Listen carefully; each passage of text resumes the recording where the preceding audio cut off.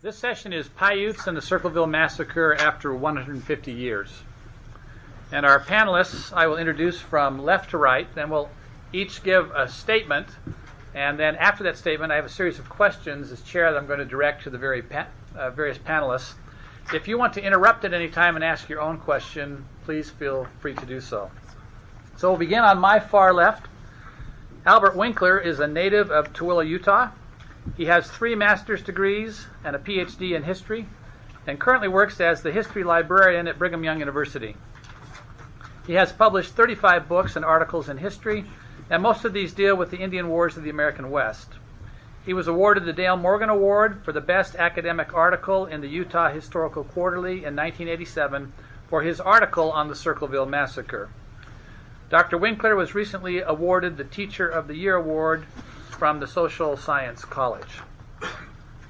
Next we have Suzanne Katherine. She is a public historian and prior research assistant for the American West Center. She holds a master's degree in history and a graduate certificate in historic preservation from the University of Utah. Her broader intellectual interests focus on local history and memory, particularly in understanding how community memory shapes public identity. Currently, Suzanne is in the State University of New York at Albany Master of Library and Information Science program. She works as an archivist for the Adirondack Research Library in upstate New York. And Edward Leo Lyman, seated to my immediate left, is a retired California high school and college history instructor, presently teaching at Dixie State University. He's been engaged for several years trying to write a history of the entire southern Paiute Nuwubi tribe. So we'll start. And I'm Richard E. Turley, Jr. I'm an assistant church historian and recorder for the Church of Jesus Christ of Latter-day Saints. So we're going to ask each of our panelists to just make a 5-minute statement about the massacre, beginning with Albert. When I present, I usually like to do something quite foolish. I hand out notes. So there goes my plausible deniability. Like I was saying to Richard just before we got started, like Yogi Berra said, I never said those things I said. Unfortunately, and I do apologize for this, I was not expecting nearly this large a turnout. So I don't have enough handouts to cover everyone. Hopefully, if you want to keep a copy, that you can. Pass it right here, please. I think it's amazing that this many Salt Lakers know that there's anything below the Payson-Dixon line. I like that one. Okay. Rather than talking about the sordid affair, I wanted to present a few of my thoughts, and I'm just going to read the same thing I handed out to you. These are my thoughts on the Circleville Massacre and the morality involved. First of all, I might say that it's hard to present my ideas on moral justice in just a few minutes, but I will make a brief attempt. I am very pleased that we are having this discourse, because moral issues need to be discussed no matter how disturbing. And major crimes should never be pushed aside, marginalized, or forgotten. All crimes must be subject to analysis, recrimination, and restitution if possible. Only by the process of investigation and examination may society be reminded and hopefully learn that certain kinds of conduct are always unacceptable and should never be excused. I do not believe in historical determinism, as though what took place in the past is the only way it could have happened. In every situation, every human being has the ability to choose from a wide range of attitudes and actions. At times we are taught to understand and appreciate the past as though that knowledge frees us from some responsibility to pass moral judgments. We are often taught that history does not teach lessons. I do not believe in this form of moral cowardice. And I believe strongly that history is a gigantic morality play in which proper and improper conduct is presented for our understanding, as well as our possible praise or blame. Some philosophers have said, to understand all is to forgive all, as though anything was justifiable and excusable no matter how heinous a crime. I could not disagree more.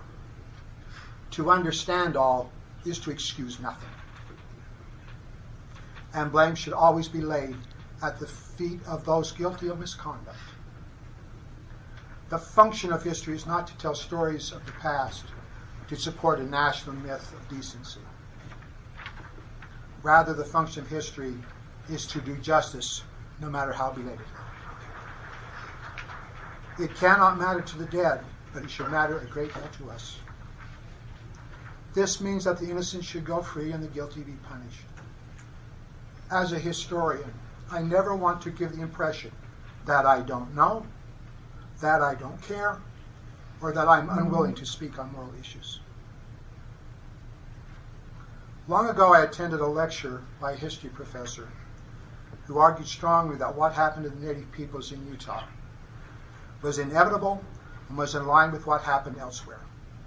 And he posed the question, what else could have been done? I immediately shot back, do you want a list? There is no reason that the native peoples of Utah could not have been fully respected as American citizens, and their rights to the land they occupied could have been protected. The crimes against them could have been punished, and the law should have been enforced to assure that their rights were fully protected. While the government was willing to spend millions of dollars to protect white people from Indians, not 1 cent was spent to protect native people from whites. The government lied in every treaty it signed and in every agreement it made. It started wars and subjected the Indians to disease, starvation, and death. Despite empty words of good intentions to the contrary, the native peoples of Utah were treated as poorly as anywhere else. The environment upon which the Indians of Utah depended to sustain them was destroyed. The lands belonging to them were stolen. Many of them were killed outright, and the survivors were often locked up on reservations like caged animals, where the death rates were high. These are crimes for which all Americans should be ashamed, for which they should take responsibility, and for which definite restitution should be paid.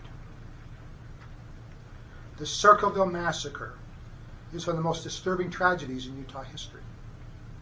It happened because of fear, prejudice, and the belief that the lives of some human beings are worthless and may be taken if some kind of provocation is considered. But a reason is never excuse for misconduct. If the perpetrators of this crime firmly believed that no human life can ever be taken, no matter what the circumstances, and that nothing justifies the murder of innocent people, then this tragedy would never happen. Again, my name is Suzanne Katherine, and my research into Circleville started as an exploration of memory and identity. Today, if we go to Circleville, when we enter the town, we will see the sign above us that says established in 1864, and it was there, and again in 1874. And if you go into the town and you visit the cafe, or you go to the town offices, or you go down to something with Butch Cassidy, there's a whole bunch of stuff there about that, and you ask them, why does your sign say established once and again? People will look at you just puzzled. They have no idea. They can't tell you the history of their town. And that's because the history of the massacre, the memory of the massacre, has been removed and displaced. Now, that's been an active choice. And so my research into this was not to necessarily tell the story of what happened or to place blame, but to try to understand how memory reflects on identity and how these communities conceptualize how they view themselves and how they view others based on the memory of the massacre. And for instance, I told you that Circleville has actively removed the massacre from their town history. You all have smartphones. If you Google Circleville right now, nothing that appears on Google will talk about the massacre. If you go to the Circleville website, the whole incidents of the massacre in 1866 is skipped over. They don't mention anything about it. In their town newspapers, frequently they do commemorative articles where they talk about their pioneering history because they're really proud of that. They skip over the massacre. If you go into town offices and the town people, no one has any idea about it. And that's really, really interesting. What does this say about our town? What does this say about Circleville? In my research, I found, as well, speaking with Dorina Martineau, who's a cultural resource manager for the Southern Paiute tribe, that the Paiutes of Utah also have an interesting relationship with the memory of their massacre. Dorina told me that she had never learned about the massacre as a child, as a teenager, despite the fact that her father is deeply involved with history, until she gained her position as resource manager. So for 25 years, this tragic event was completely wiped from her history. She says young students in her community do not learn of the massacre. They don't talk about it in school. There's no flyers, there's no memory. She also mentioned that several of the elders had no knowledge about that for a while. And I found that for something that is so moving and important and shocking, I found that really surprising and really interesting on how that reflects on people. Additionally, memory is being kept alive by the acts of historians, such as Mr. Winkler here beside us. The only members of Circleville who actively choose to remember are people who pull out Winkler's article when I asked him about the massacre. And when I went there, I probably saw about 50 copies of it. And I guess one thing that I found in doing oral histories is that in Circleville, they tried to distance themselves from the massacre. Some of the only people who know about them were the aging population, and they believed that their Circleville, their town, their history were not actually the people who committed this crime. It was the people before, the people who disbanded the town in 1866 with a vigilance policy. And so that's really interesting when you tie in theories of memory, identity, and traumatic identity, that some groups try to distance themselves from traumatic memories by reflecting on themselves more favorably and by remembering the positive instances of themselves and developing historical blind spots to try to forget the bad things. And so if we can place distance from that, we are okay, my people are okay, and my town is okay. And that's really, really interesting.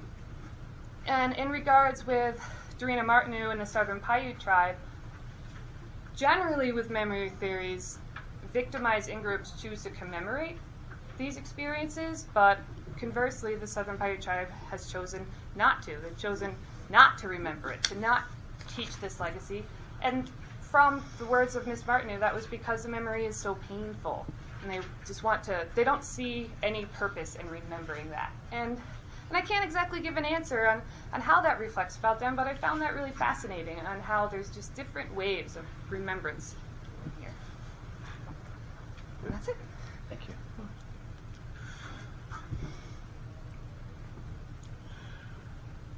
The Native American tribes of Utah, 4 or 5 major ones, are cousins, pretty much, except Navajo.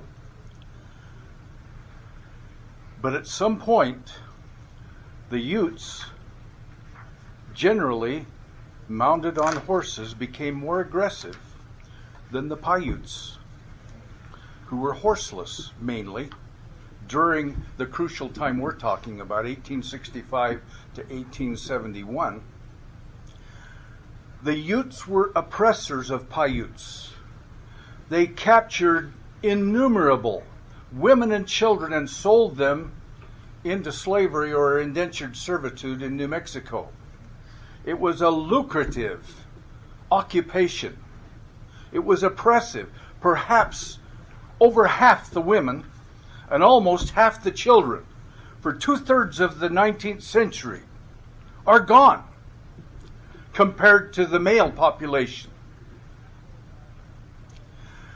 It's preposterous to consider Paiutes as allies of Utes in the Black Hawk War.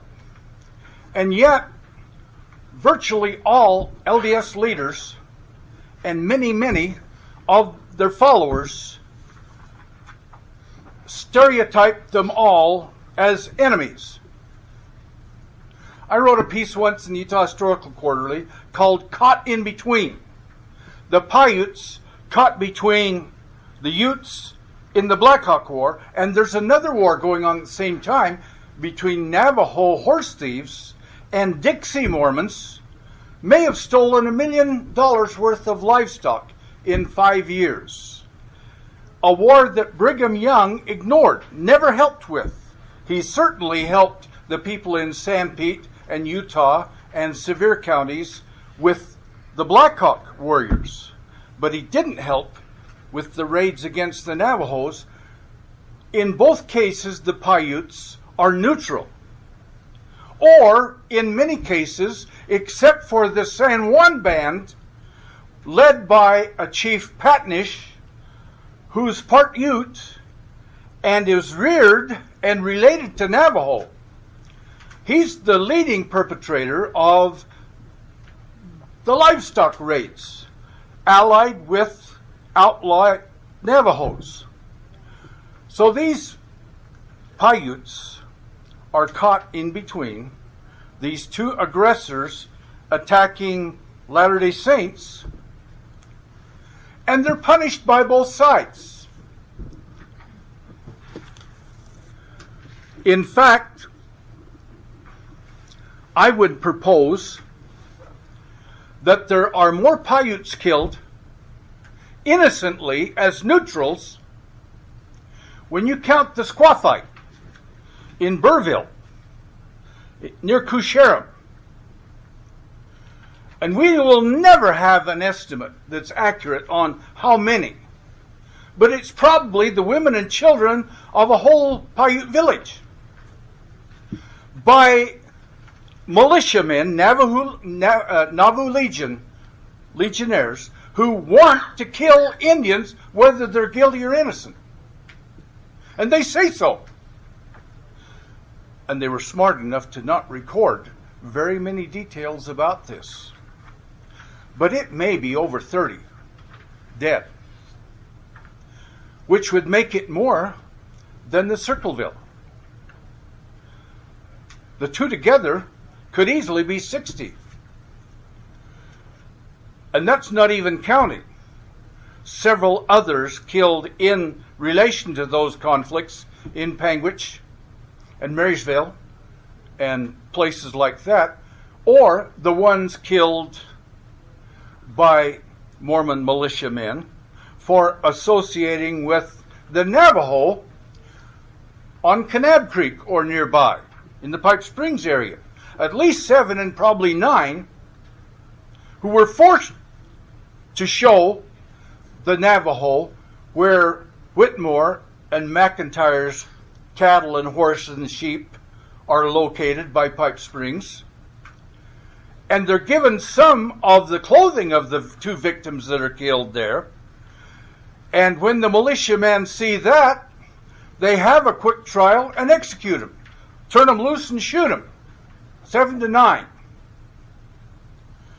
That makes possibly 67. I propose that could easily, because some of the Black Hawk War historians have counted the Paiute victims as part of what the militia killed as enemies in the Black Hawk War. And they're not, they're neutral. There may easily be more neutrals killed in this time of fighting than were killed on either of the 2 belligerent sides.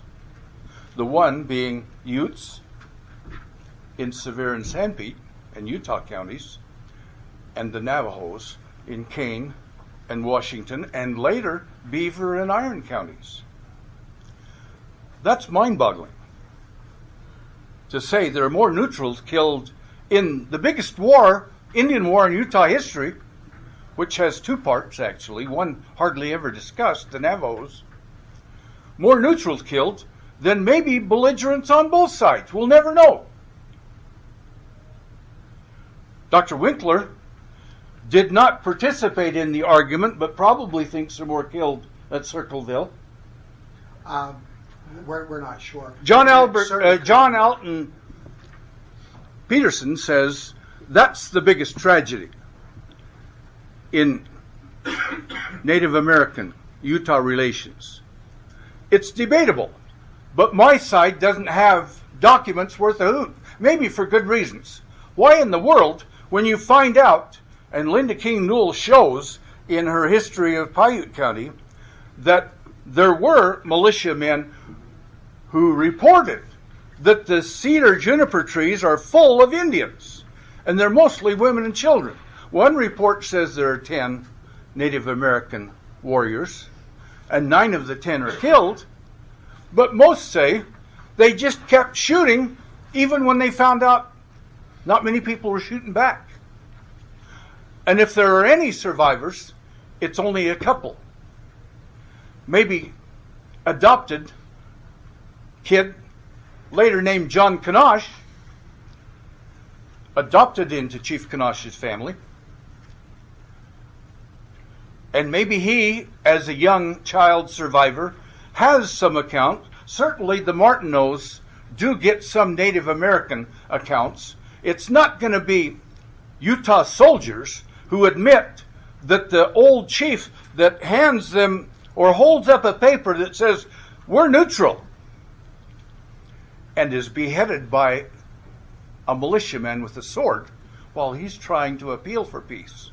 That's not going to be a militiaman writing that down.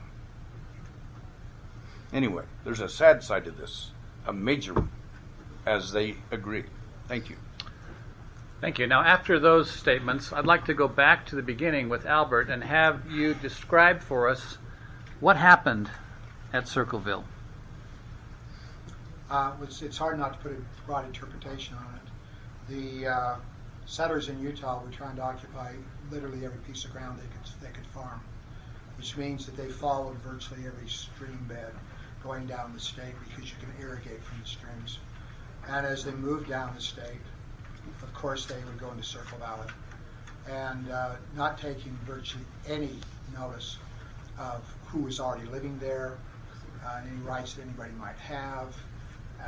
They just simply came in and said, "This is ours now." The attempts at trying to reconcile with the local people were disingenuous, to say the least. Any of it, the Circleville people settled in 1864, as was already stated, and then the Black Hawk War broke out the next year. And what the Utes were doing, as Professor Lyman pointed out, they had horses, and they used the canyons very effectively.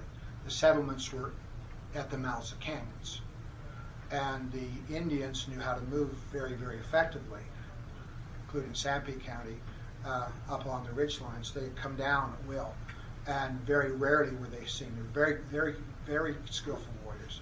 They came down, attacked community after community that in almost all cases were unprepared to meet the realities of Indian war. Down in Circleville, the militia was called out, their weapons were inadequate, a lot of men were not armed. A lot of times the Indians had superior weapons than what the militia had. So the fear of vulnerability was quite dramatic. And then there was a raid on Circleville. It's very difficult to identify which Ute group came down. It could have been Black Hawks. But in any event, they came down and killed 4 people, including 2 young teenage boys, aged 12 and 13. And with that experience and believing they were in an exposed position, immediately the white settlers literally looked around and said, "Oh, if it's an Indian, it's an enemy." And obviously the Paiutes were incapable of the kind of raid that the Utes had pulled, but they looked upon them with suspicion, and they must be spies, and so they watched the group nearby very carefully, who's coming and who's going, having no idea if anybody coming and going had anything to do with any belligerency at all. And the Paiutes had not acted in any belligerent manner. But then they decided to arrest them, put them in the meeting house. During the arresting process, if you want to call it that, the incarceration, one of the Indians tried to escape and they killed him. So I guess resisting arrest is not acceptable. So they put the people in the meeting house. And some people refer to this as the Meeting House Massacre. Nonetheless, they put these people in the meeting house, and some of the men realized that, of course, they were in mortal danger. Clearly, they were. One of their members had already been killed. And how would they think that the white people are going to treat them? So they made a break for it. And a few of them got out the door, apparently. The accounts are a little bit vague. They do differ a little bit. But they were shot down attempting to escape. So now you've got the women and children. At least 14, 15. Women and children. They say, well, they know what happened. Of course they do. They just saw their husbands and fathers shot down. So, well, what if they said something to somebody? You got to get rid of your witnesses. One of the best ways to get rid of a crime, or to defer punishment for a crime, is to destroy anybody who can tell the story. So they decided to kill all of them. According to one account, apparently they used knives. They slit their throats. I know sometimes we tend to downplay human misery when they're killed. This is not a quick, it's not a pleasant way of dying. It's extremely painful. I don't know why they used the knife. Maybe bullets cost too much. Maybe they didn't have enough. Maybe they didn't want anybody hearing them shooting. All that is speculation. But then they decided, well, we can let the little children live because they won't be old enough to remember. Well, one little boy was crying for his mother, and he knew what was going on. So they killed him too. Next day. One of the surviving children was a little boy. Was adopted after the town was, maybe I shouldn't call it adopted, he was taken in. He was called, his last name is Peterson, he was called by the name of the people who took him in. But he was never given an education. He was never paid for his work. And when he became an adult, he was just simply pushed aside. In all literal senses, he was made a slave. According to his descendants, he remembered for the rest of his life, I believe he died in the 1920s, what had happened. And he saw the men in Spring City who had killed his family. He did marry. Eventually, he moved away. Remember, he's not an American citizen. He can't homestead on any property. And eventually, he abandoned his family. I believe he died in Wyoming. But the descendants of those people who were allowed to live are very aware of what happened. Unfortunately, they don't have all the cold data that like historians like to use, such as I have a document. But they do have some pretty lively family histories that are quite devastating when you talk to their descendants. Thank you. It's been famously said that of everything that ever happens in the history of the world, only a small proportion is noticed. And of all the things that are noticed, only a small proportion is recorded. And of all the things that are recorded, only a small portion survives. And yet, history is a discipline based on evidence. So my next question to the panel is, recognizing that we have a crime and that we have a cover-up, what evidence survives to help us recover the memory of this event? Well, there were militia records. See, there's a number of issues. It's like when you try to cover up a heinous crime, and everybody says, "Oh, we're sworn to silence." Well, it's too difficult to keep your mouth shut, sometimes for many years and sometimes for many generations. nonetheless, there were militia records. There were people, it was the All Red Brothers essentially in Circleville. They were writing to the militia chiefs in Salt Lake City saying, well, this is the situation, it's kind of tough, what should we do? They were in correspondence with William Dame, who's also infamous in his collusion of the Meadows Massacre, writing down from Cedar City. Then there was a few reminiscences of people. As been pointed out, it's quite challenging sometimes to piece these things together. One thing we should not forget is that with everything that was already said, we really do have to remember that people do change documents. And this is kind of my joke. Well, you're recording your history, you're keeping your diary, you're writing there, you go, well, I'm not going to put that in there. Send a letter and it ends up in your grandkids' hands. Man, I'm not going to leave that in there. So you end up with a sanitized version of things coming down. There has been attempts to sanitize the Circleville Massacre. And sometimes when documents relating to the affair have actually been published, the incriminating statements have been left out. Fortunately, sometimes those documents are available in other repositories. But we have to use what we've got. Sometimes it's threads. It is always frustrating. Sometimes the gap, something is essential to our understanding. Sometimes those things are not available. Have to use what we've got. The two most telling documents that I know of, and one comes through some kind of a senior thesis at Utah State by a guy named Fulmer, drawing on a diary of the son-in-law of the bishop Allred in charge, William Allred, and he was there. His name's Munson, and he's the one who documents that they were taken out of the log chapel one at a time, hit over the head, stunned, and then their throats are cut. The women and children are in a cellar nearby, and they too are taken out one at a time and dispatched in the same way. The other document is a diary by a man named Olaf Christensen.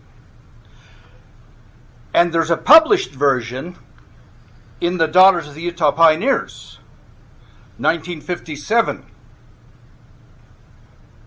volume, which Kate B. Carter, who was not active in the church, sanitized by paraphrasing the crucial phrase, which Dr. Winkler mentioned earlier, where in the deliberation, especially after the men have been killed, they decide they can't let the women and older children live.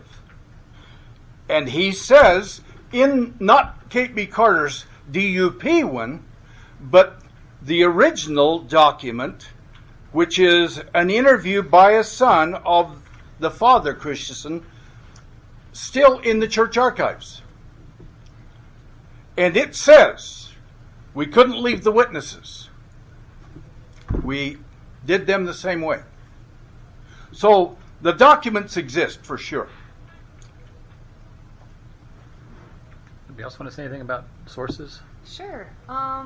So one thing that I discovered in the course of my research is that an overwhelming majority of the primary sources, primary is used liberally, that historians crave are white sources or sources that come from the church.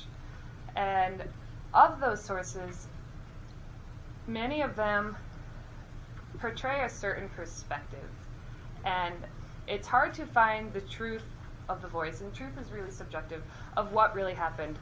And by looking not necessarily at the church documents such as ward histories and things like that, but looking more at the correspondences between people who are on the ground, writing back to Salt Lake and writing to the pioneer communities, in their unspoken phrases or in their off-sided comments, you can really discover the heart of how people reacted to the massacre as it was happening. Unfortunately, off the top of my head, I can't tell you who and what, but if you give me a minute, I can look up those sources. But a lot of these letters spoke about sudden aggression amongst townspeople, among Mormon pioneers, and among that people were upset with what happened. And the way these statements are phrased, to me it showed that they were acknowledging that something had happened, but not willing to fully talk about it. So that the act of trying to quiet what happened and trying to hide it from these documents, you can see, started initially right away. One of the problems that plagued trying to understand the history of the massacre and trying to come at some truth, and I don't think we should be necessarily looking for truth, but trying to understand what happened, is that all of the modern work relies on white sources, relies on these church documents, and that is really handicapping our ability to develop further history. And I hope that in the future, possibly more correspondences can come through, more families who have their own ancestors' journals or their own family histories can start producing their own information, and so that we can broaden our historiography about this. It's so desperately needed. The two standard accounts of the Black Hawk War are Gottfredson, whose family is from Circleville, and who is an officer in a much honored organization of Black Hawk War veterans centered in Richfield. It's mainly a Sanpete County action, people who have been called from Spring City and others. And by the way, when you go back to the land distribution, look at the record of Apostle Orson Hyde. Absolutely furious that some Indian chiefs are demanding more than 5 or 6 cattle for 100 miles of arable land outside of 4 or 5 major settlements that have already been occupied by the Mormons. I would say Orson Hyde is one of the causes of this war, these wars between Native Americans and Mormons. But more than that, there isn't a pro-Native American source in all of neither Gottfredson's book or Carlton Cumsey, who wrote one in the 1950s, still drawing from totally Anglo veteran old men remembering an incident from 50 years earlier. And it's sad that we draw so heavily on those two horribly biased sources. Now, she has worked with Ms. Martineau, whose Anglo father tried to gather some of the Native American side. And sometimes it doesn't make any more sense. But there is some truth somewhere, and she's referred to some of the possible sources. In the sources I've looked at, I mentioned William Allred's son-in-law, his daughter, 2 daughters, each have made a statement that is available, one in the Historical Society archives and the other in the church archives. They're not very revealing, but they're a beginning, along with some of the other DUP accounts. Anyway, it's... I'd like to piggyback on that and move this from the discussion of primary sources to the discussion of secondary sources. Now, most of us learn our history not from scouring over primary documents, but from reading articles like Mr. Winkler's and reading textbooks and being exposed through history from historians who craft our story for us. And one of the most unfortunate things about the history of this massacre is that it appears almost nowhere in secondary literature. Mr. Winkler's article is the mainstay article on the massacre anywhere. That's why he got an award. Yeah. Other secondary sources are John Alton Peterson's book, Linda King Newell's book, and together these 3 make up the heart of the memory inside Circleville, and these are the works that people are reading inside the town. Unfortunately, due to the limited primary sources, all three of these secondary works rely on the same exact sources. But without these, how are people to remember the story? How are they to learn about the story? I did an overview of Utah textbooks, and there's one textbook that our kids are reading that include 3 sentences about the massacre. It's not contextualized, doesn't talk about why it happened, what the impacts were, just that on April 22nd, this happened. Onward. Some of the other history and other books change the name. We already mentioned that it was called the Meeting House Massacre, and so when we're talking about something that's already suffering from historical forgetfulness that most people don't know about, when we have 2 names for it, how are we supposed to remember that? How can we continue to keep its history? Additionally, as you can tell by the gentleman on either side of me, this story is quite passionate, and people are quite devoted to understanding it, to talking about it, to knowing it. And as a result, there has been some attempt to control the narrative, to place blame. And I'm not saying that the blame should or shouldn't be there. I'm not making that argument, but a lot of these works have become declarative or attempting to remove their family or their legacies from the history. And I just think that's pretty interesting. When I originally submitted this article, we are talking 3 decades ago, so please talk about old memories here. But when I originally submitted the first version of this article for publication, I was ordered by the Historical Society to sanitize it. Okay, don't start pointing fingers around. 90% of the legislature is LDS. If anything comes out in our publication that casts a negative view on anybody that somebody is concerned about, then we're going to get our funding cut. So there's you're talking about censorship a little bit earlier, but that's another factor. And this is not the same topic, but I submitted an article on another Indian affair from Montana, and the Montana Historical Society came back with so many changes. I said, okay, just spell my name correctly. Okay, like it's, you don't write an article; it's edited. And it is unfortunate, and I do share the concern of the panelists that we don't have both sides of this. You see, when there were spectacular things like the Battle of Little Bighorn, we have historians and anthropologists and Indian agents coming in talking to the native peoples what happened. And their compilations, quite frankly, are brilliant. There's a man named Grinnell wrote a book called Fighting Cheyennes, where he spent years talking to the Cheyenne. There's a man named Walter Mason Camp. Fortunately, a lot of his papers are down at BYU, who went around talking mostly to cavalrymen, but some native peoples as well. But as far as I've been able to hear or trace, that was never done in Utah. And nobody paid enough attention while these people were still alive and could give accounts as to what happened. It was one of those things like, well, it's disconcerting us not talk about it. Yes, sir. I have a question. A couple of them actually. This is titled as a massacre, and yes, it does sound very much like that. Back when I attended the University of Utah in the anthropology department, it was over in the 90-day Wonder buildings. The little exhibit that they had on Native American,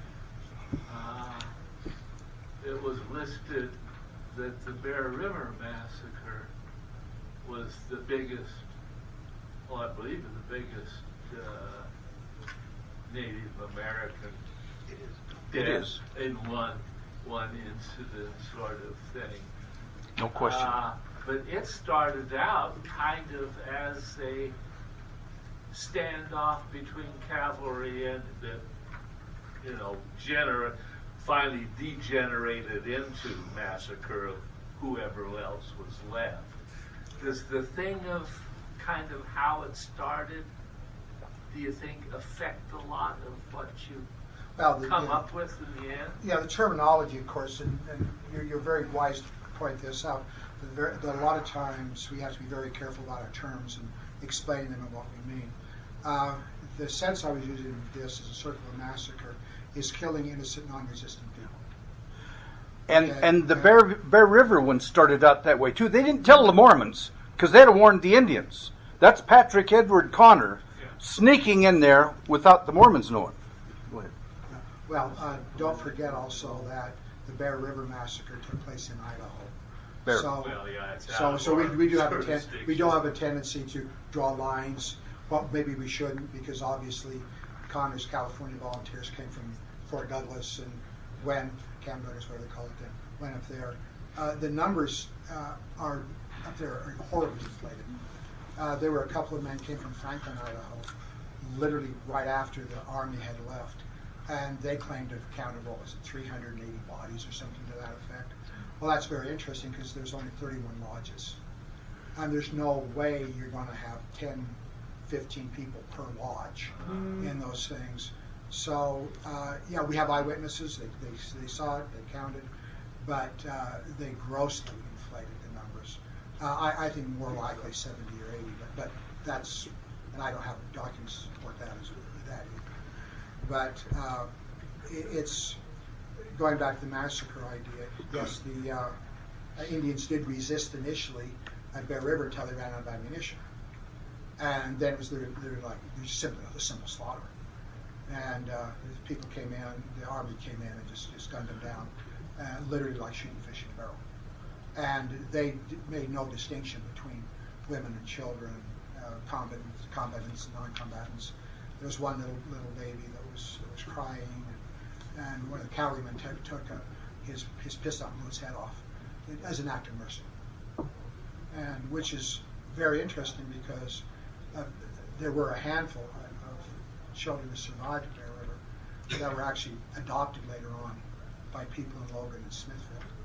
So they didn't have to kill a baby as an act of mercy.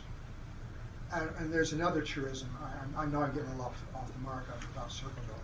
There's another almost truism in American history that wounded Indians do not survive in the hands of white people. At the massacre of Bear River, at the end, when there were wounded people laying around, there was no attempt made to help them or succor them.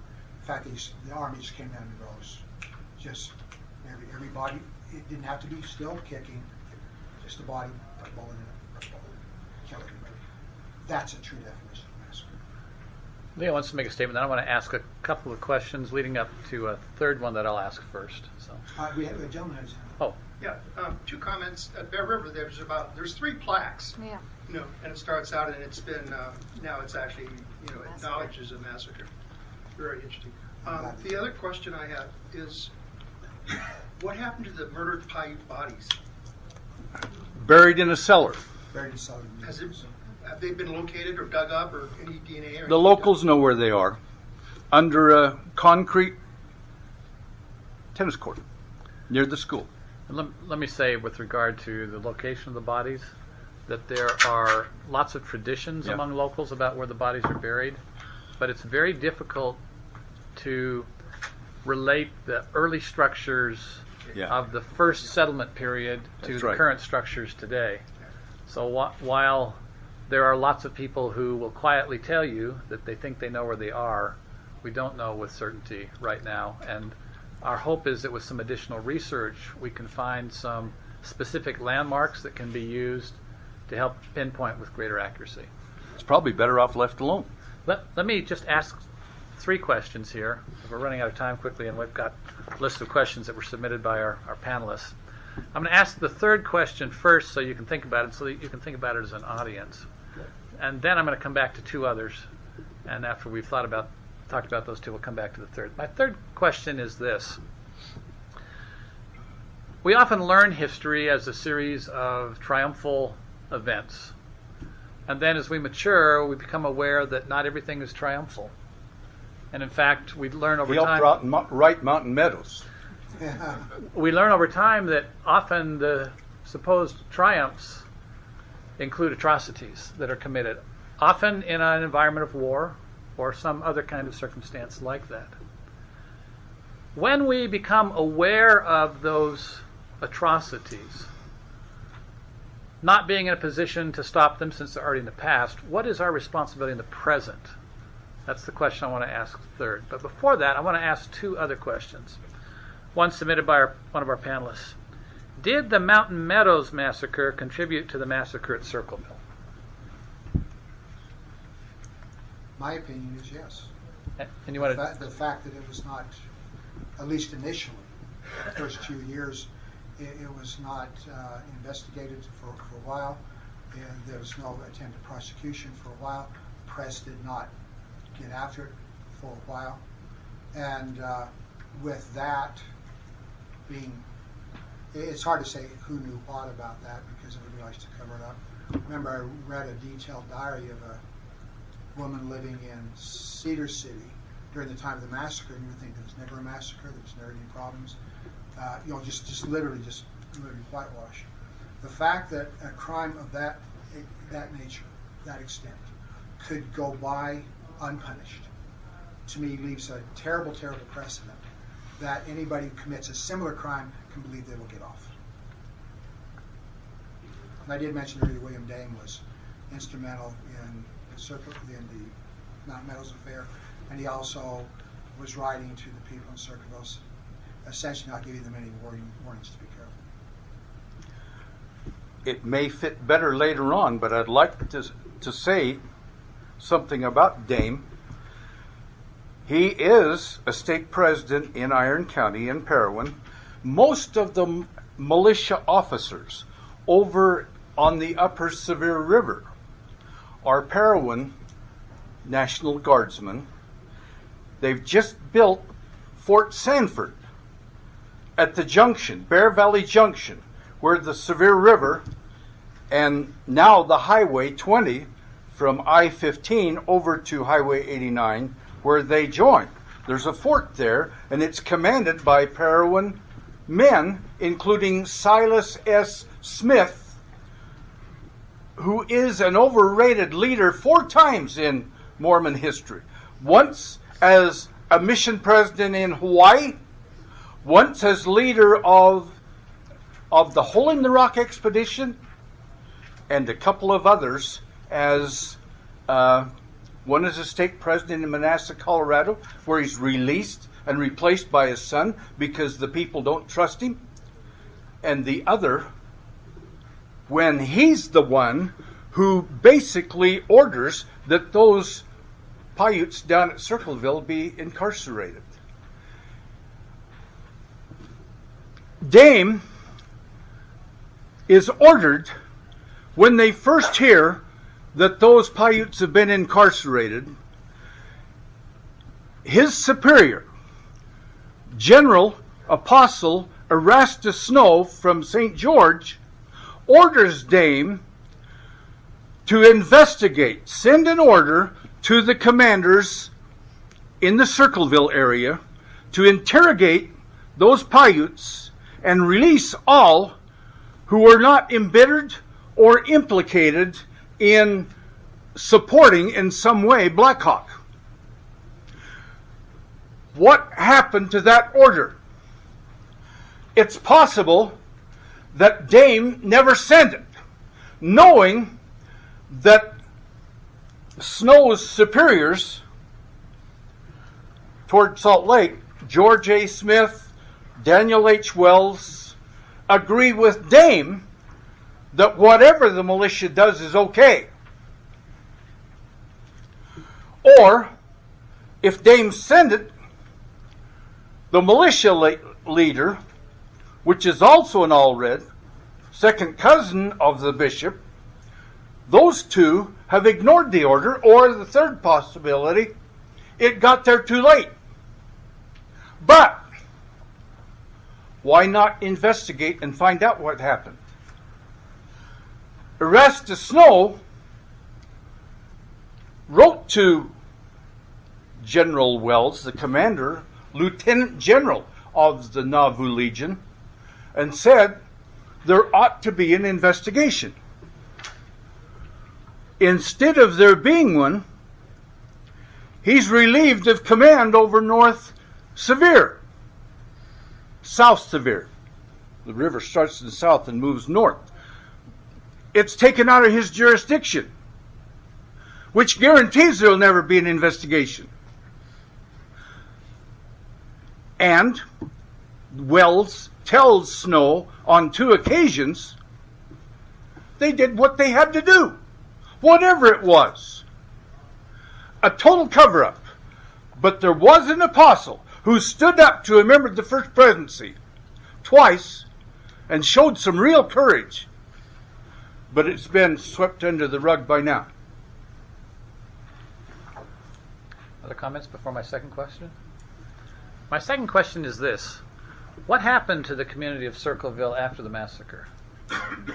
Well, 6 days after the massacre, Brigham Young issued its vigilance policy, and this was at the height of the Black Hawk War, and it called for pioneer settlements to gather into larger settlements for defense. And so on June 20th, I believe, so that's 2.5 months after the massacre, the town was officially disbanded. And members of the town went to places like Panguitch, they went to Spring City. Panguitch was also closed very soon after that. They're all closed, clear to Gunnison. And so following the massacre, everybody who was in the town at the time that it happened fractured and went to a variety of different communities, Marysville and things like that. And the town wasn't resettled again until 1874. And if you ask any proud Circlevillian today, they will tell you that the town was not resettled by any of the original pioneer settlements. And they are very strong in that conviction. So. And that's why there are reports of people being recognized in Spring City as participants in the massacre. Bishop Allred goes to Beaver and immediately kills a couple Indians that stole a couple of his horses over there. I think a future fascinating way to understand the memory, and again, if it's not obvious, it's what I think is cool, is to investigate where these original pioneers went. Where did they go to? Where did they live? Who did they work with? And by tracing these lines of the memory, we might be able to develop a different understanding of what happened. And part of history isn't about telling the story in black and white. There are so many shades of gray to this story, to any story. And by following that, hopefully in the future and with partnership with the church, we can broaden that realm there. So. Thank you. Anything you want to say before I go to the third question here? Munson stays in Circleville, and he's got the most incriminating diary. But his family moved to Bountiful. And if we'll ever track down the diary, and it is possible, if you'll send Mike Landon after it, we'll still find it. Sorry, Mike's retired today. What? Today, Mike's retired. He retired today. Hey, he may have more freedom. He may dare collect it better now. All right, let's go on to that third question. I invite audience participation in this one. When we discover an atrocity in our collective past, a past that has traditionally been described in triumphal terms, obviously we can't change the past. We can't go back and prevent the atrocity from occurring. But what responsibility rests with us in the present day? Let me ask our panelists and then ask the audience to join in.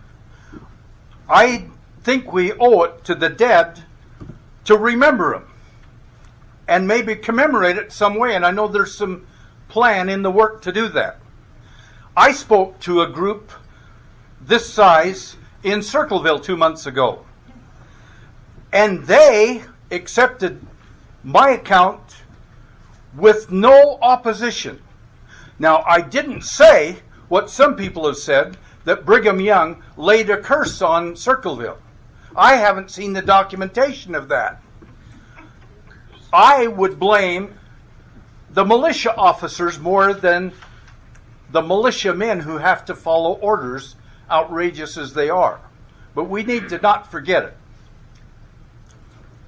I was thinking about Hitler's orders to the Wehrmacht, the invasion of Russia in June 1941, where he's giving them direct orders to be very brutal with the people. And his explanation was this: who now remembers the Armenians?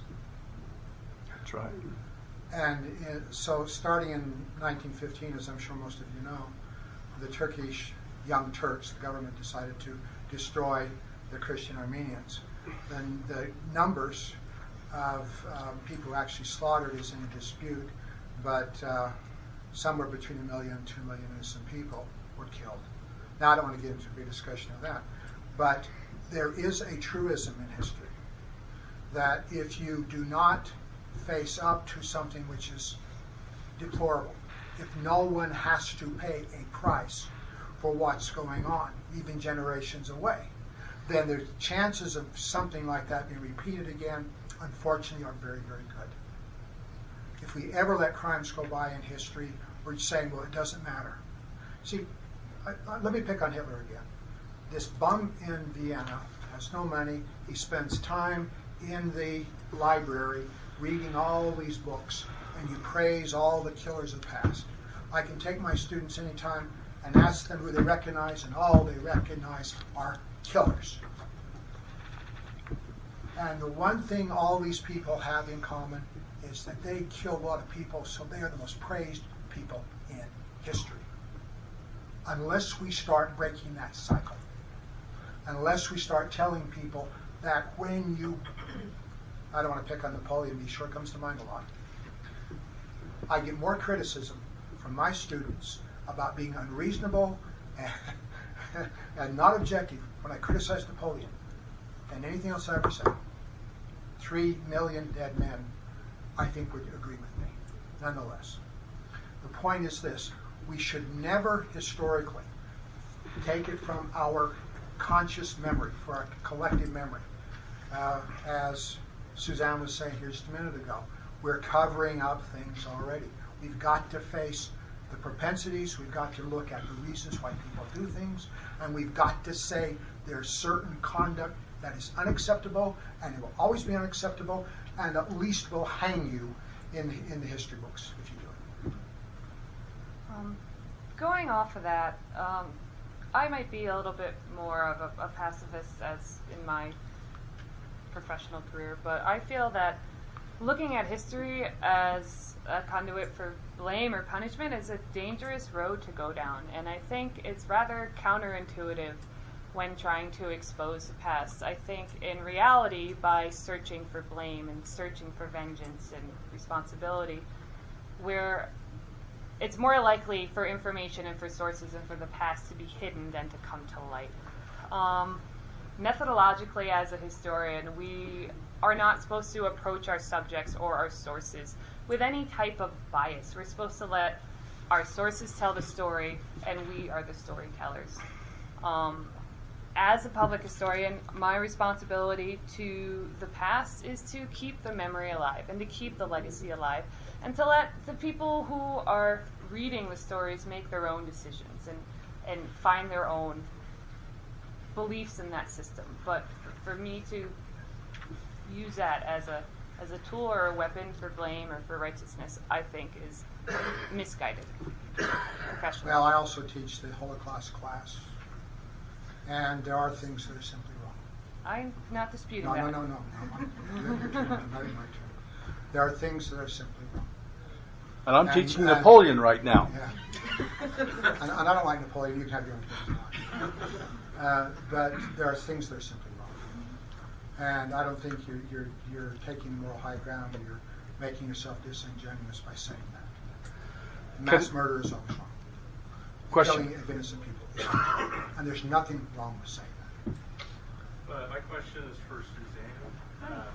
You might have clarified this in your presentation, but among Paiutes today, are there calls for remembrance, for commemoration, for justice? Well, or is this mostly whites? Well, my experience is with the Southern Paiute tribe and the massacre is quite limited for my research for this project, and I think that Mr. could speak and Mr. Winkler a little bit more strongly about the call for remembrance with the Paiute community.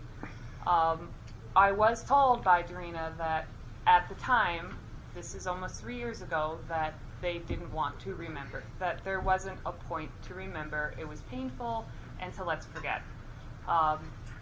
Dorina said that her community members do not pass this on to their children. Again, it was not passed on to her until she came into a professional career at 26, 20, something like that. And so there are talks about commemoration and bringing that up, but I can't speak at length about that. Could I disagree with her for just a minute? Okay. Just a case to see what you think. Bishop Allred reported to his superiors in Salt Lake immediately after the killing. And he said nothing about interrogation of the prisoners.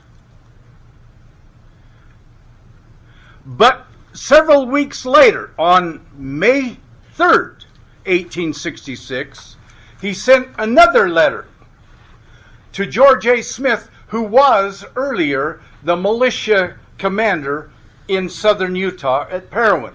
He's since moved to Provo and Salt Lake, but he's still close to these militiamen. And in that second letter, he not only says that in the interrogation, some of the Paiutes admitted that they had carried guns and ammunition from wherever they had them, which they didn't have, but he's saying it in his report to the Utes. They're confessing that they have helped in this war effort. First of all, they would never help the Utes, and second, the Utes would never trust them with guns. Besides that, the guns came from Santa Fe or Abiquiu in New Mexico, traded for Mormon cattle. Someone said how well armed the Utes are. One Ute with a rifle stood on his horse in Circleville and kept the whole posse from chasing his tribesmen who had taken half their cattle up the East Fork of the Sevier River. And when he shot one horse out from under one of those posse members, they all stayed right there until he left. One Sharp's rifle defeated their attempt to save their livestock. It's true the Utes have guns, but they didn't get them from the Paiutes. And the other thing he says in the letter is that there's been a conspiracy, a plot. Names the date when Kanash, Pavant Utes, and Navajos and Paiutes ally with the Blackhawk Utes in an attack on Circleville. That is the most preposterous alliance I've ever seen. And it's made out of nothing. His attempt to exonerate his militiamen who have just murdered up to 25 people. Now, I don't want that forgotten. I just by the by, I never did believe the account that those people actually I know you didn't. confessed. I think it was made. It would be ridiculous to implicate yourself like that. A couple audience comments. Well, I just, on your question, I'm kind of going with Suzanne in that it's a complete waste of time to push blame. What our responsibility is, and what I see is, why are we studying history in the first place? To understand and to learn from it. And so I would look at this and say, what is my responsibility? To learn the basic facts, to leave my personal interpretations and biases out of it, and say, what can I learn from this, and how will I move forward? Neil? Yeah. Two things. One is, when you look at, there's two battles we can talk about, or two killers, or whatever you want to say. One is Caesar, Julius Caesar. He's a killer. In his commentaries, he admits that he murdered about 1 million Celtic people in Gaul. He depopulated that province, and it was later settled by the Romans. He said he enslaved another 1 million too. Yeah. So you've got that. The other one is much more current, is the My Lai massacre in Vietnam, and the supposed cover up on that, and then all the things going on with that. So that's another thing that's remembered, and okay, I'll leave that where it is. So another hand over here, yes. I really believe that you can't know history and learn from it unless it's true. The truth is what you really want in history. And if you deny truth, then what is the value of history? What do you really learn from it? So knowing why or who did what is important. Because otherwise you're not really studying fact, you're studying opinion. That's true, but truth is subjective, and it depends Well, on. there are, excuse me, but there really is, and I think it's been stated, I think there really are some truths that are available. You can know some things. You can know who did the killing if it's documented properly from a variety of sources. You don't always have to take one source. I agree with that, but that's really an idyllic situation where things are documented in Well, such we a should perfect start with way. ideal and then deteriorate from there. So we really do need to know truth if it's available. Well, somebody so we killed can those people. evaluate it. Kendra? So, I once studied the Irish famine, where millions died, and that was actually a policy decision by Great Britain, Correct. and they recently, less than 10 years ago, apologized for it. So I'm thinking, I like Suzanne's point that placing blame just makes people quiet. We have less likelihood of getting to the truth when we do that, when that's our goal.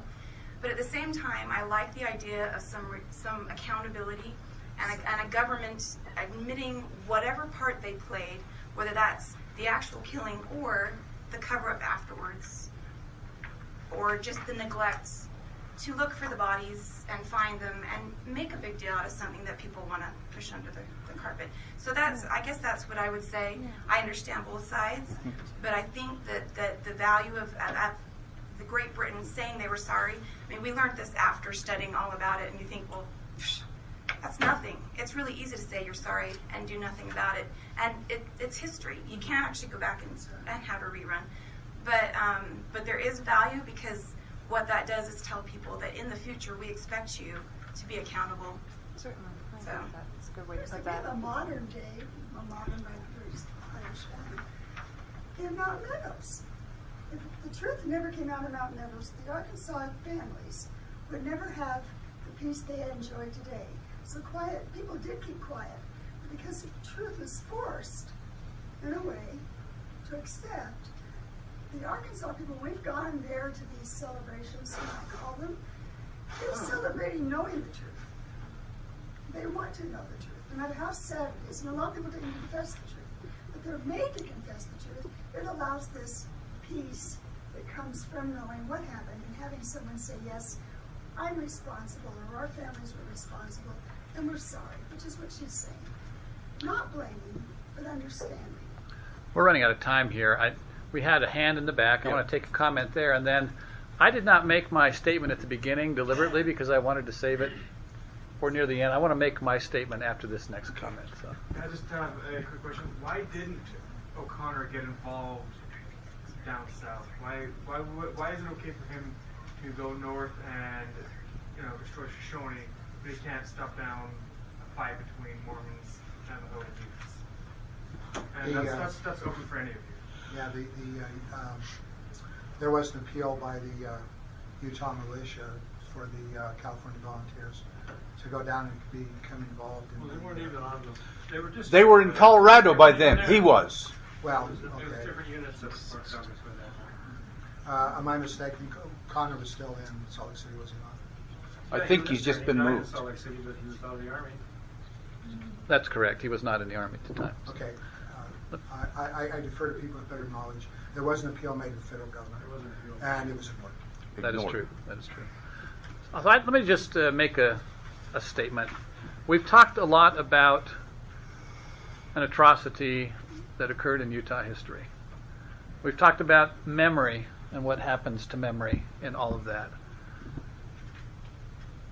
All of us are going to need to make individual decisions about how we handle these kinds of things. So I just want to get really personal here, and I'm speaking not for my institution, but only for myself when I say what I'm about to say.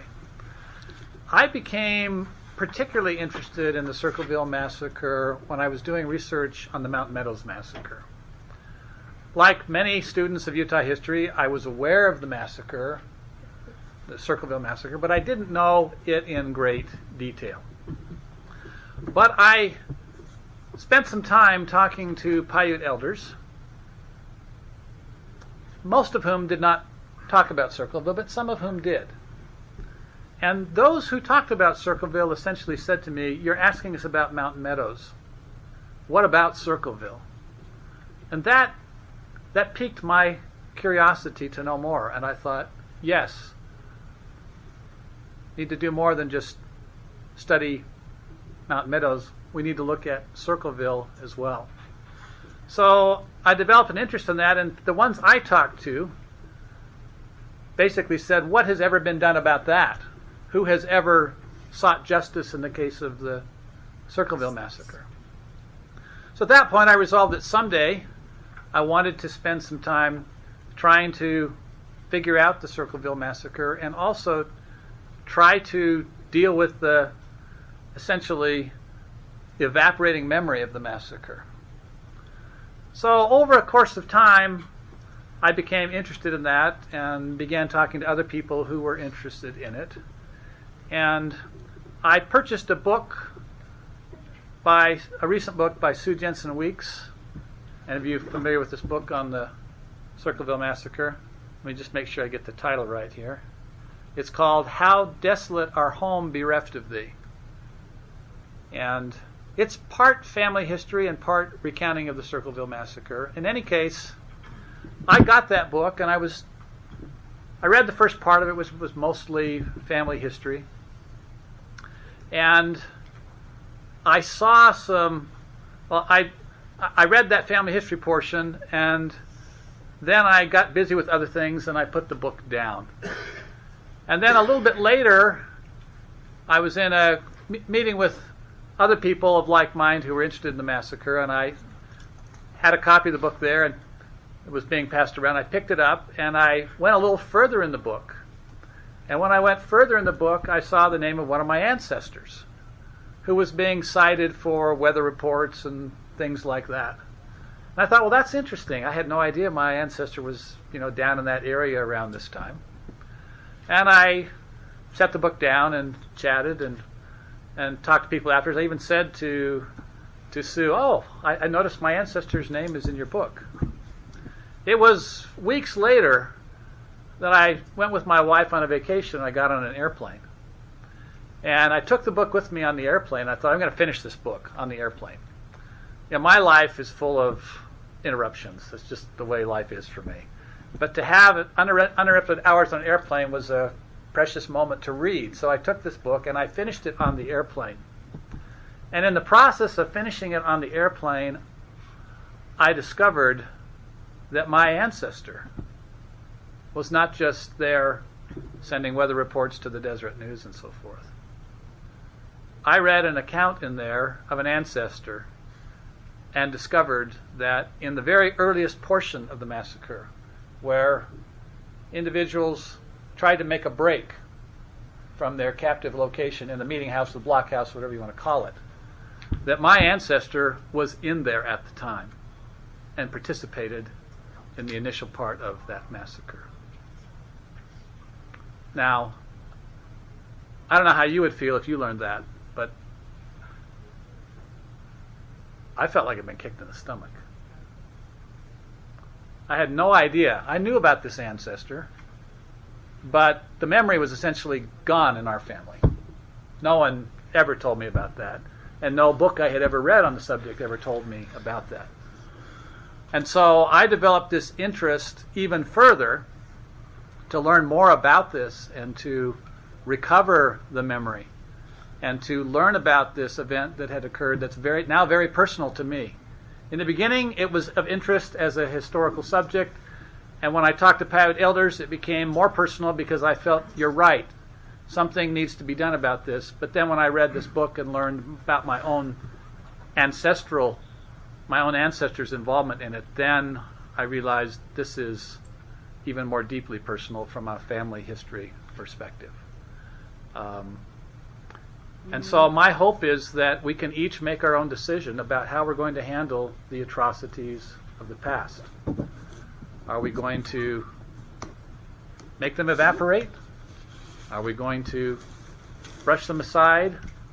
Are we going to submerge them under the triumphal narratives that have dominated history in the past?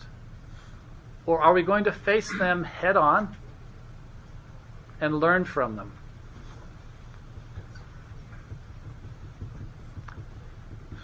We've got a little bit of time for questions. I would like to make one comment. This is anticlimactic because that was eloquent. When he and his partners wrote the Mountain Meadows book, the definitive one, they quoted Judge Logan from Arkansas, descendant of victims and survivors, who said, until the church hierarchy and the historians, let the historians tell everything they know. There can't be healing. I grew up within 150 miles of Mountain Meadows and never heard about it till I was 22 on a mission in California. It had been kept a perfect secret, which made me angry to have ex-Mormons who had lost their testimony when somebody told them it never happened, and then they found out it did. Logan sort of prodded you guys a little bit. That's why you quoted him. But I asked him one day later if the process had changed, and he said it had. Maybe not all Native Americans agree yet, but I believe the victims' families have started to because of the heroic efforts of President Hinckley, Glenn Leonard, Ron Walker, and this gentleman. It can start to heal now. Maybe the same thing has to be done with some Circleville and Burrville massacres. We've got about 10 minutes. Any more comments from our panelists or from the audience? Yes, there's a comment. So I'm curious, how do you feel you will address this, or what can a historian do besides try and uncover as much as possible? That is the beginning point. I have begun serious searching for information. Information on subjects like this can sometimes get dispersed in lots of different directions. When we did our book on the Mountain Meadows Massacre, we ended up doing research in 31 states to find pieces of the puzzle that had been scattered far and wide. And the church helped you. And the information, there are certain sources that have been mentioned here today, but the way you do archival research is not the way you do library research. You don't sit down at a catalog and say, Circleville Massacre, and then expect all of the answers to somehow come up in front of you. It's not the way you do a Google search. You don't type in Circleville Massacre and everything comes up. It's more of a detective process in which you say to yourself, all right, at this time, in this place, who was there? And then you systematically begin to find the people who, in this case, all dispersed. And then you begin to look at sometimes indirect clues that are hidden things. So I went back to my ancestor who didn't leave an account, but he had a son who left an account. And I began finding the versions of this story from my ancestor and peeling back the layers of the onion and realizing inconsistencies, and all of a sudden you can read a lot of information into the way the story morphs over time. It's a memory study in effect. And you can do the same with other parts of the story. I've been looking for maps and photographs.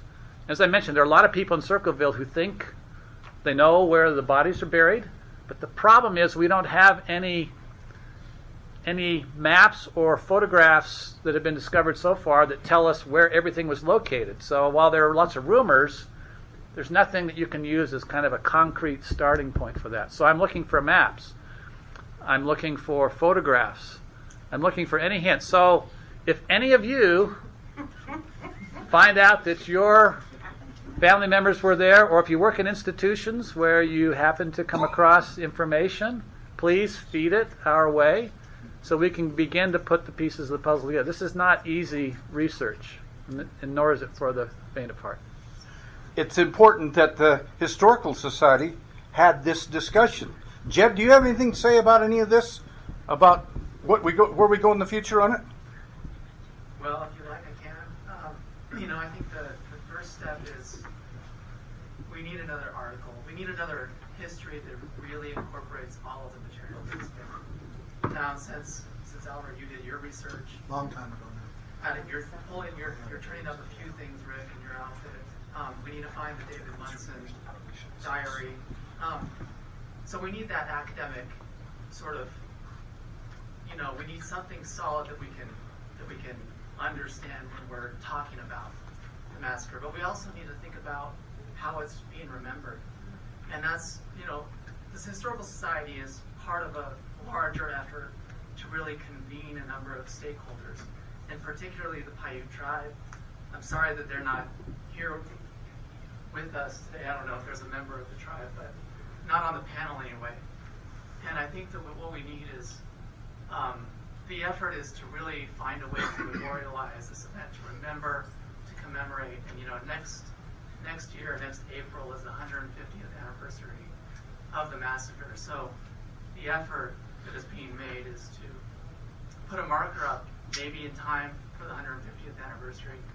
Maybe it's not going to be, we're aiming for that date, but the idea is to put a marker there to commemorate the victims and to tell the story in a very succinct way, but in a very powerful way that everyone can remember and that the community can reflect on, and that others studying Utah and Western history can go to when they're thinking about this event. So that's the effort. One question here, and we've got about 5 minutes. Piggybacking a little bit on that. I'm chapter 5 in this, which it's been fun. I just ran into it. But being connected to this Mormon pioneer heritage area, which is Fairview down to Kanab on 89, you might look into seeing if you can get maybe not quite as academic an approach, but this book is put out as kind of a travel log sort of thing, and you'll reach a much larger audience by going with something that maybe has not quite as intense, but you can still educate. Thank you. Considerably. Why don't we spend the last 5 minutes just sort of having a closing statement from each person? Let's go this direction this time. I've done too much talking already. I don't think the Southern Paiutes, who survived in the same spot they'd always lived, have received anywhere near the attention and respect that they deserve. I hope to help change that. My wife is amazed at how hostile I've become to my Mormon brethren, including my own family, in this. I'll never be totally Native American, but my sympathies have gone that way, and I'm grateful for that. I'm still not sure I can be an expert like John Alec, although we had the same mentor in Wilbur Jacobs, who nagged me for years to get back into Native American history. And he was dead before I did it, but I'm grateful to be in it now. That's all I'm going to say. Thank you, Suzanne. I think some of the discussion today has been about memory and why isn't this remembered, and why don't we know about it, and why haven't we commemorated in lots of different things. And I think that we all, everybody in this room, in our state, in our country, bear a bit of responsibility of keeping this memory alive and continuing to share with other future generations and finding more research. And I guess in my closing statement is, when you leave this room, don't tuck this story into your mind and forget about it. Talk about it and let people know. And as this memory continues to grow, we might be able to deepen the story and broaden our understanding and interpretation of what happened. Thank you. Good. Albert, final word? I think it would be very helpful when any time you acknowledge any kind of wrongdoing, that an apology would be appropriate.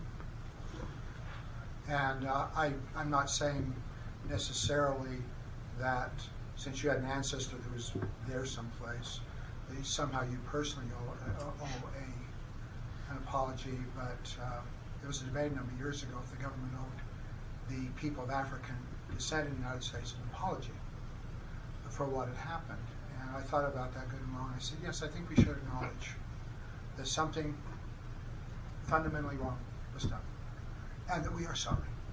An apology costs you nothing, but it does level the playing field where you're saying that you're bringing yourself to the level of the victims, where I'm willing to say I did something, that, not me personally, but an institution. It can be the governor, who is still ahead of the militia. Remember, the militia law was 1848, has never been rescinded. We're all, as gentlemen here, 18 and above, are members of the militia. The governor is the head of the militia. For whatever other people were involved, the militia was involved. A statement of apology that these people were treated improperly, that we acknowledge what was done was wrong, and that we are sorry. Thank you very much, and thank you for coming today.